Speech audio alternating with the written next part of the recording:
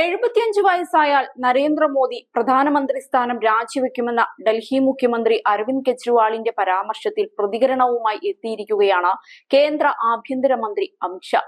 നേതൃത്വത്തിന്റെ പിന്തുടർച്ച സംബന്ധിച്ച് ബിജെപിയിൽ ഒരു ആശയക്കുഴപ്പവുമില്ലെന്നാണ് അമിത്ഷാ പറഞ്ഞത്. നരേന്ദ്രമോദിക്ക് ശേഷം താൻ പ്രധാനമന്ത്രിയാകുമെന്ന അരവിന്ദ് കെജ്രിവാളിന്റെ വാദവും അമിത്ഷാ തള്ളി.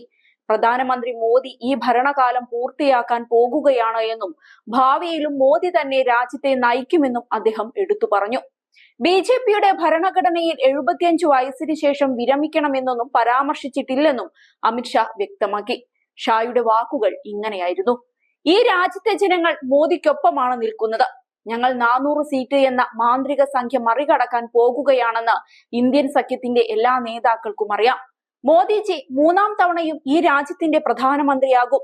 അതുകൊണ്ട് ബിജെപിയുടെ ഭരണഘടനയിൽ അത്തരമൊരു വ്യവസ്ഥയില്ലെന്നും 2029 വരെ മോദിജി രാജ്യത്തെ നയിക്കുമെന്നും ഞാൻ വ്യക്തമാക്കാൻ ആഗ്രഹിക്കുന്നുവെന്നും ഷാ കെജ്രിവാളിന് മറുപടി നൽകിക്കൊണ്ട് പറഞ്ഞു.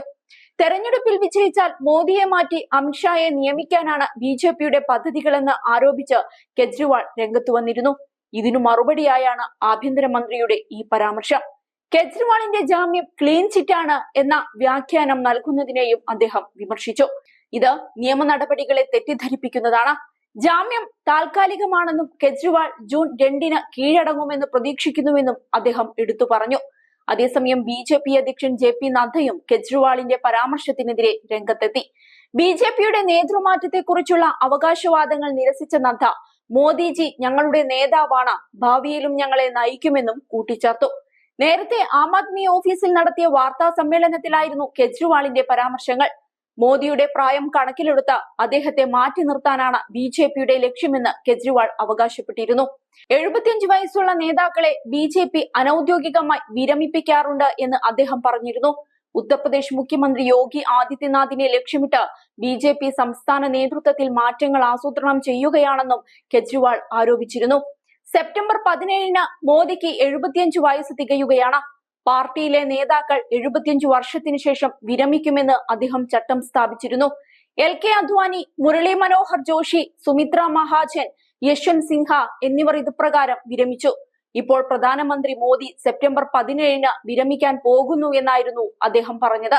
അഴിമതിക്കെതിരെ പോരാടുന്നവർ എന്നെ കണ്ടു പഠിക്കണം. പ്രധാനമന്ത്രി നരേന്ദ്രമോദിയുടെ ലക്ഷ്യം എന്ന് പറയുന്നത് ഒരു രാജ്യം, ഒരു നേതാവ് എന്നതാണ്.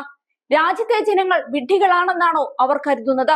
മോദിയെ എതിർക്കുന്നവരെയെല്ലാം അവർ ജയിലിലാക്കുകയാണ്. രാജ്യത്തെ ഏകാധിപത്യത്തിൽ നിന്നും രക്ഷിക്കാനുള്ള പോരാട്ടമാണ് നടത്തുന്നത്.